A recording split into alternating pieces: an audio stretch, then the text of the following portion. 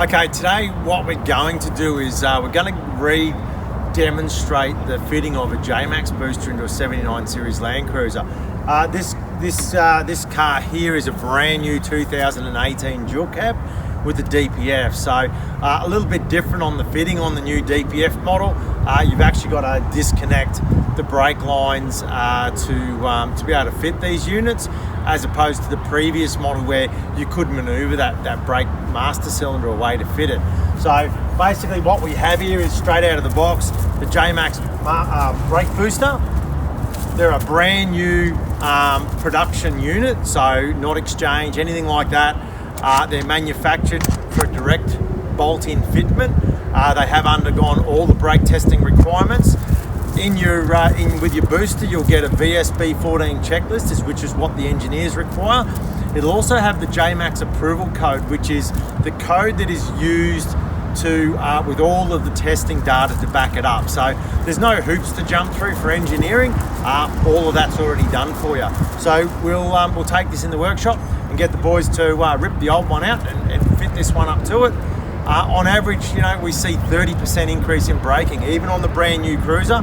I know this particular truck, Cam that drives it, he says they're not even as good as his old 80 series of brakes, and there's nothing on this truck, no bar work, nothing. So let's get it in the workshop and fit it.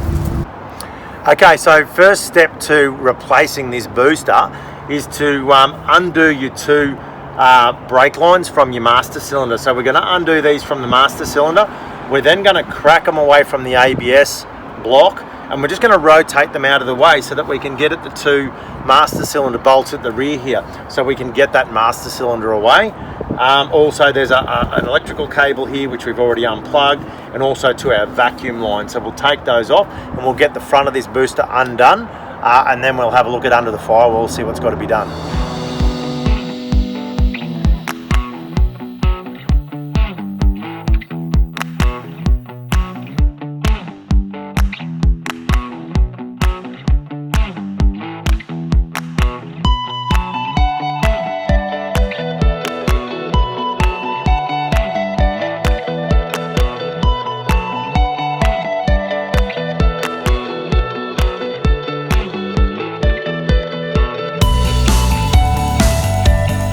Okay, a little bit hard to film, but underneath the firewall you're going to see the rod sticking through that connects to your brake pedal.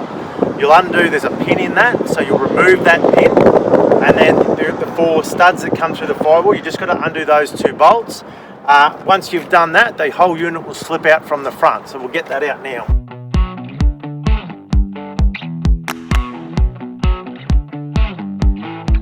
Okay, so what we're doing is measuring from the face of the booster, where your master cylinder fits to the tip of the push rod. Now we're using a steel rule. Obviously we can sit that across flush and we can get a consistent measurement. So what we want is the old booster and the new booster to measure exactly the same from face to tip.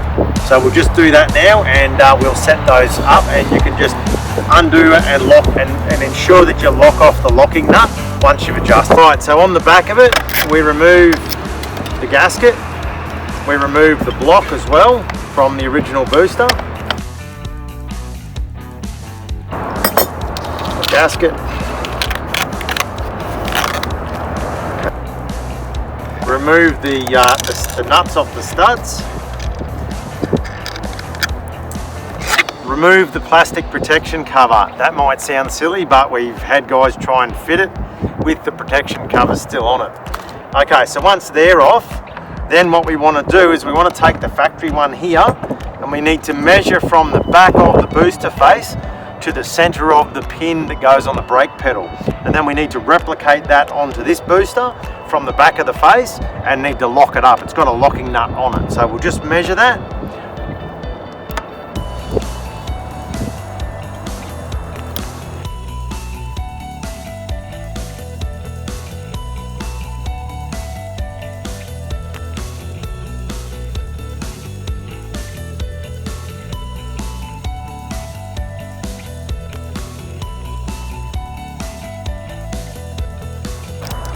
Now you'll notice one side of the gasket is thinner than the other side. Okay, so you just got to make sure you get that right.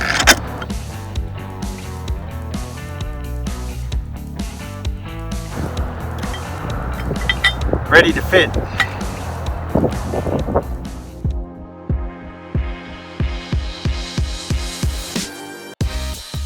Okay, you might have to check with someone inside that the clevis pin slides over the pedal as you push it into the car.